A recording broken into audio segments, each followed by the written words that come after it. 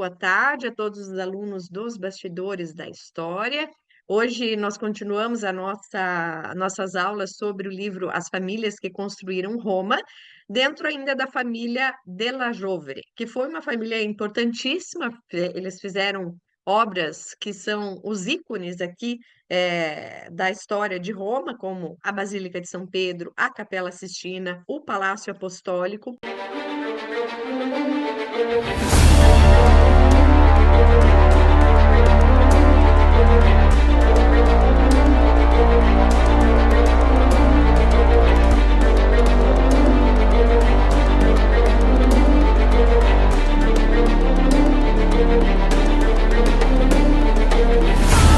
Essa outra imagem também mostra o céu estrelado, as duas janelas que foram fechadas e as duas cenas que davam início a esse ciclo aqui, que contava, então, histórias de Jesus e histórias da vida de Moisés. As duas cenas começavam, as duas histórias começavam no altar. Uma era o nascimento de Jesus e outra Moisés sendo tirado das águas do rio, né? Então, essas duas cenas não existem mais, e quando a gente começa as cenas aqui, a primeira de Moisés é Moisés a caminho do Egito, que foi feito pelo Perudino, e do outro lado, também do Perudino, o batismo de Cristo. Temos características fortes aqui da pintura renascentista, essa pintura que não traz, que não busca, principalmente no Perudino. O Perudino tem uma característica que ele tenta não colocar muitos contrastes de claro e escuro, fica uma pintura mais harmoniosa, mais tranquila, serena, apesar de estarem acontecendo ali várias cenas. Temos essa perspectiva mais centralizada que traz para a cena principal, por exemplo, aqui no Batismo de Cristo, o rio, inclusive, Jordão, nos traz, amplia essa perspectiva em direção a nós, e bem no centro ali a gente tem João Batista com Jesus, a pombinha do Espírito Santo. Já já vou mostrar outros detalhes dessa cena aqui. Então, aqui começa, que originalmente as duas telas iniciais, começa hoje as cenas aqui da vida de Jesus e da vida de Moisés. Bom, o autor agora As Famílias que Construíram Roma, vai falar de duas telas importantes que estão uma de frente para a outra, né? Dois afrescos que estão um de frente para o outro. Um é a entrega das chaves do Perugino e o outro é a punição de Corá, Datã e Abiram de Botticelli, uma das cenas da vida de Moisés.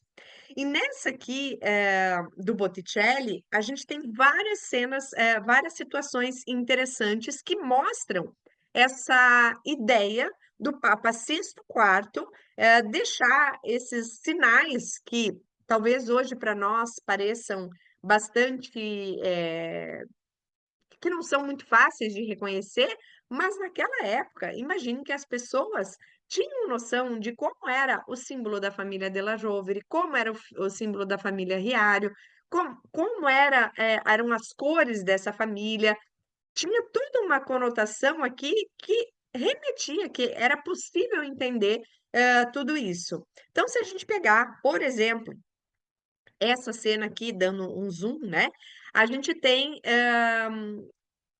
o, essa mitra, que é essa coroa, que são várias, são três coroas douradas, uma sobreposta à outra, com as cores da família Della Rovere, o dourado e o azul.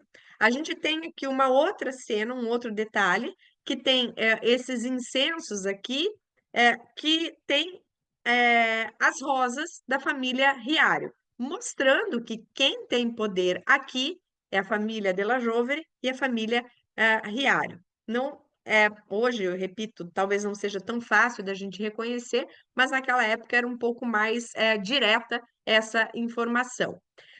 Outro detalhe interessante que mostra como o Papa queria colocar esse poder dele aqui, dizendo que ele era o centro do poder temporal e do poder espiritual, do mundo, e do mundo religioso, que a Igreja Católica era mais importante, é colocar, tanto na entrega das chaves quanto na na punição aqui de Corá, Datã e Abirã, o arco de Constantino. Então, deixa eu só voltar aqui para vocês verem melhor. Aqui seria o arco de Constantino. Por que o arco de Constantino? Esse arco representa a vitória de Constantino contra Mazêncio, lá em outubro de 312, na Batalha de Ponte Milvio, quando Constantino foi guiado à vitória por Jesus. Então, vejam que a primeira ligação aqui religiosa com o imperador romano, que vai ser o primeiro imperador romano a se converter ao cristianismo. E aí, um detalhe importantíssimo, trazendo a ideia que o Papa é esse poder temporal aqui do imperador também. Construção que eles tinham tentado aqui durante toda a Idade Média e que vão acabar, claro, conseguindo. Então, tanto ali na anterior aparece o arco de Constantino, e aqui na entrega das chaves, nós temos novamente o arco de Constantino, só que dessa vez é duplicado, como se fosse espelhado. É sempre o arco de Constantino, um de cada lado. Como é que a gente reconhece o arco de Constantino? É o arco aqui de Roma que tem três arcos embaixo, né? Três entradas. Tem uma central e duas menores laterais. Essa entrega das chaves é um momento importante também, que é quando Jesus está entregando as chaves para São Pedro, as chaves do céu e da terra, e está passando o poder aqui Papa, né? Então, eu tenho o Constantino, a ligação do Constantino, que seria o primeiro imperador a se converter ao cristianismo, e Jesus, que é aquele que está passando essa missão aqui para São Pedro, primeiro Papa, e Papa atual é a sequência aqui de São Pedro. Então, a entrega das chaves é um momento importante para legitimar aqui o poder do Papa.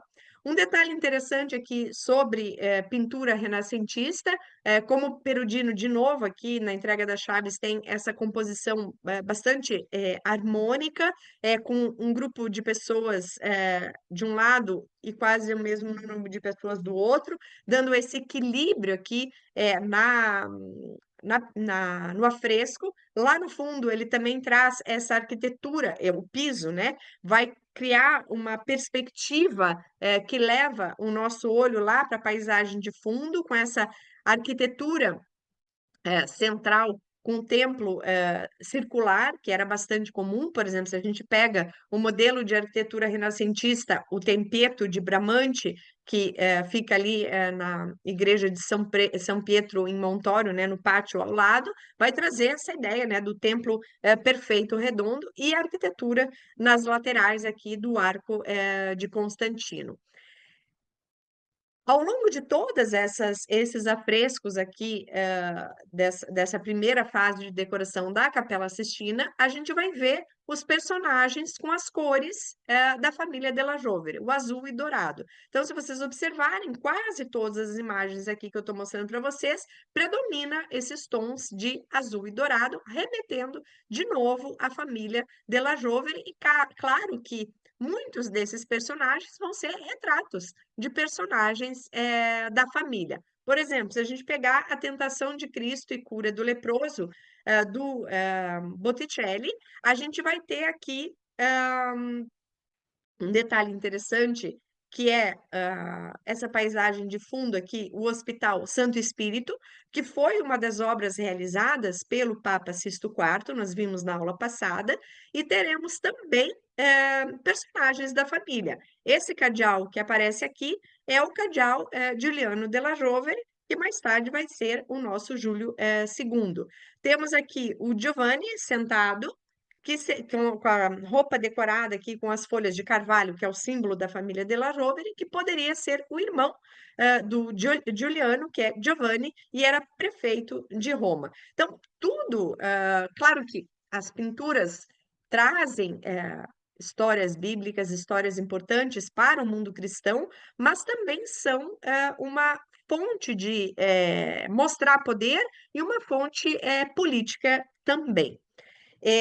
Na vocação dos apóstolos, a gente vai ter, essa pintura aqui do Domenico, Ghirlandaio, mostrando, vários personagens, de Florença, né, da comunidade florentina em Roma. Por quê?